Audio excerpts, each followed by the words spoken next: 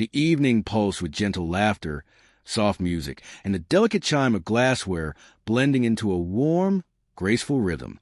My wife, Claire, appeared in the doorway, and my eyes caught instantly on the dress she had chosen, the one I'd always admired on her.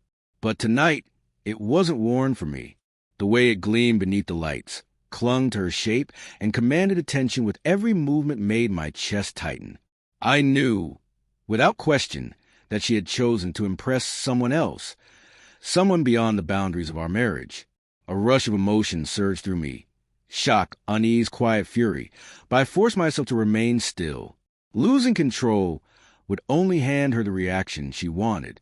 So I watched in silence as she glided through the crowd, her gaze subtly searching for him, the man she had been messaging, calling, and secretly longing for.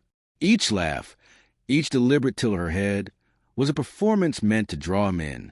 My heart sank, but I resisted the impulse to interrupt or confront. I'd learned, over these past months, that composure often holds more power than rage ever could. So I observed, calm on the surface, though the air around us grew thick with unspoken tension, the kind everyone could sense but not name. Then their eyes met, and in that instant, her act became undeniable. Claire leaned closer than needed, her laughter too bright, her gestures too intentional. She wanted his attention, wanted to feel desired, and she made it look effortless. The audacity struck me hard, the nerve, the precision of her flirtation. Still, I remained silent, letting her expose herself while the room unknowingly watched. Her little display was about to meet something she hadn't expected. Unshakable calm. Finally, I moved toward her.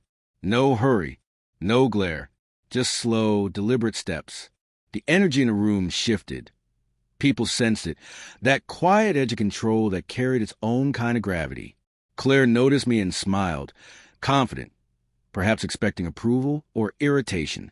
Instead, I met her eyes, steady and cold, and said evenly, "That dress looks like it was made for him, not for me." The effect was immediate. Conversation stalled. Laughter died midair. The room seemed to inhale and hold its breath. Claire's smile faltered, the color draining from her face. She hadn't prepared for calm, for truth delivered so simply it left no room for defense. Even the man she dressed for froze, uncertain, realizing he was caught in a public unveiling he hadn't foreseen. Claire fumbled, her laugh forced, her excuses tumbling out in nervous fragments. But it didn't matter. The damage was already done. The crowd had seen it. Her intent, her desperation, her act undone by a single, steady sentence. That quiet statement held all the weight of truth and presence, turning her calculated confidence into empty theater. The power between us had shifted completely, and there was nothing she could do to take it back. The rest of the evening hung heavy with tension. She stayed near him, trying to cover the awkwardness, but her charm had vanished. I mingled among others, composed and silent, knowing my restraint spoke louder than any scene ever could. Soft whispers rippled through the guests, a quiet acknowledgement of what they'd witnessed. My calm had stripped her pretense bare and left an impression no one would forget. By night's end, Claire's confidence was gone. She'd worn that dress to impress him, to feed her vanity, to feel powerful, yet all she'd done was expose her own fragility. I left the gathering quietly satisfied, reclaiming my dignity without raising my voice or losing control. Just one sentence had dismantled her facade and restored my ground. In the days that followed, murmurs of that night spread discreetly. Friends and colleagues spoke of the shift they'd seen, the composure, the quiet strength. Claire's image of poise and allure had been replaced by visible discomfort and hesitation.